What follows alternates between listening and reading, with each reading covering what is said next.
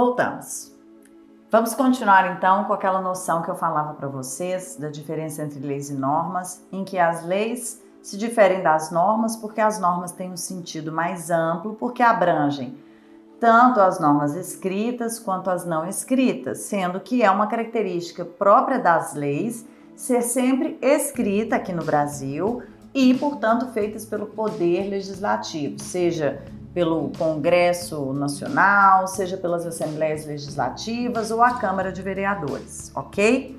Então, nesse sentido, eu venho dizendo para vocês que aquelas resoluções que você tem que se submeter a elas no seu Conselho de Medicina, elas são normas escritas, mas não são lei, embora o seu próprio Código de Ética te advirta que aquela resolução tem força de lei. Então, essa noção de força de lei, embora não seja lei, vem de uma característica que existe tanto nas leis quanto nas demais normas, que é um poder coercitivo. É o poder que o Estado tem de nos coagir a obedecer à lei. Como que ele faz isso? Ele faz isso porque toda norma, principalmente as leis, de uma forma geral, né, incluindo nas normas aí, especificamente as normas escritas, né, sejam elas leis ou não, elas têm uma promessa por trás delas. Já percebeu isso? Né? Quer dizer, é como se a lei dissesse, faça assim ou não faça isso,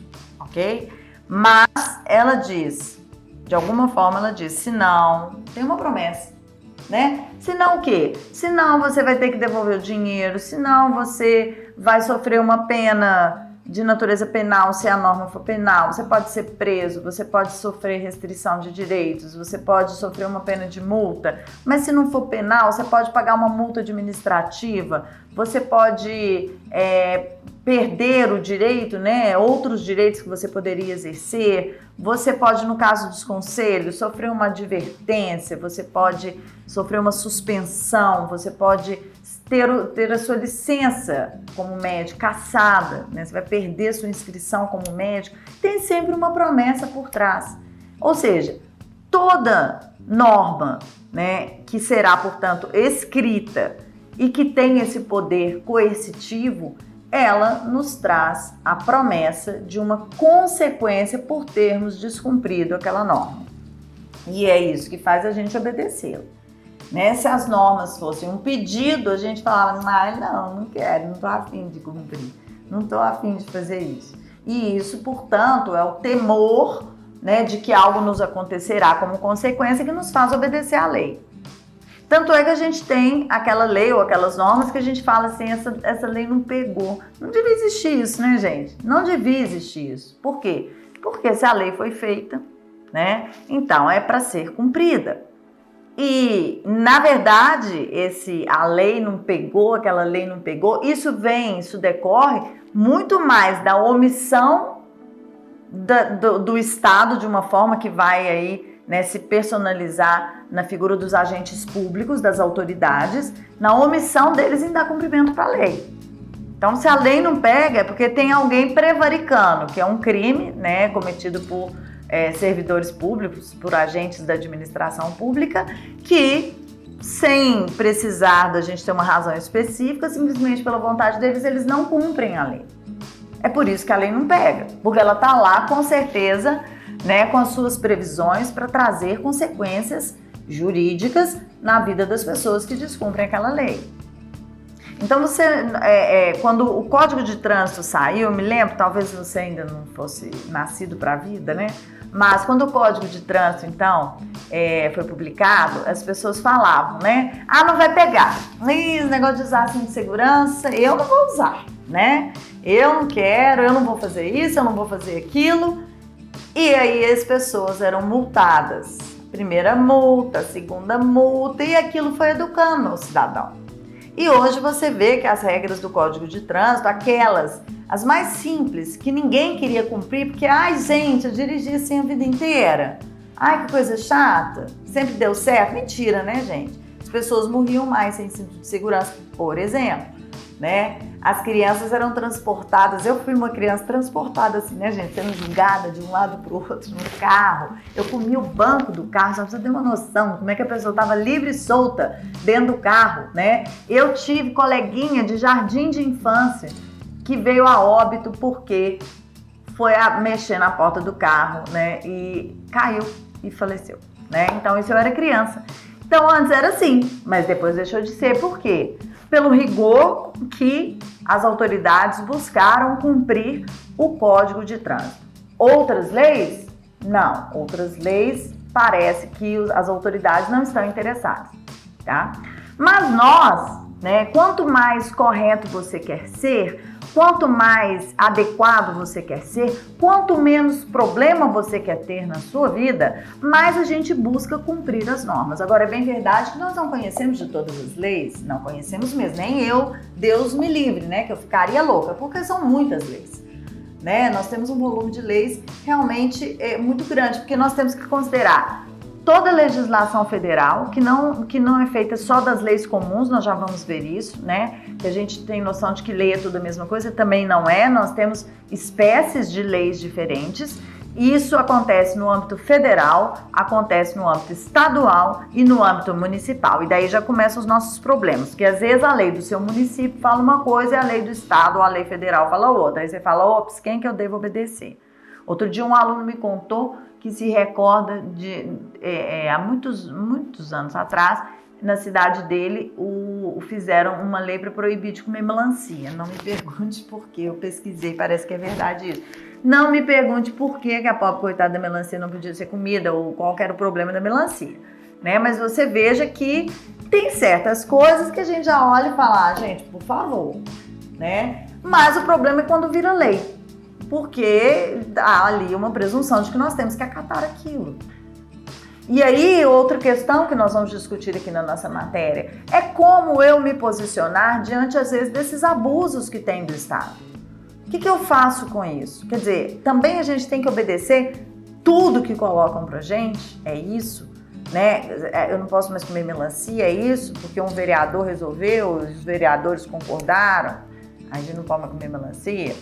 Então, diferente da melancia, né, gente? Vão acontecer aí no exercício da sua atividade situações em que você também vai olhar e vai achar aquilo um absurdo. E aí eu costumo dizer o seguinte: às vezes a gente não sabe mesmo, né? Você às vezes não vai saber se aquilo pode ou não pode. Não num primeiro momento, né, gente? Claro que depois você vai buscar saber, você vai pesquisar, vai procurar seu advogado, que é sempre bom, né, gente? Lembrar que, às vezes, por mais chato que seja, né, ter que contar com o advogado, às vezes é necessário que você se antecipe nos problemas, né? E esclarecer, às vezes, uma dúvida é muito melhor do que você incidir num erro por desconhecimento, né?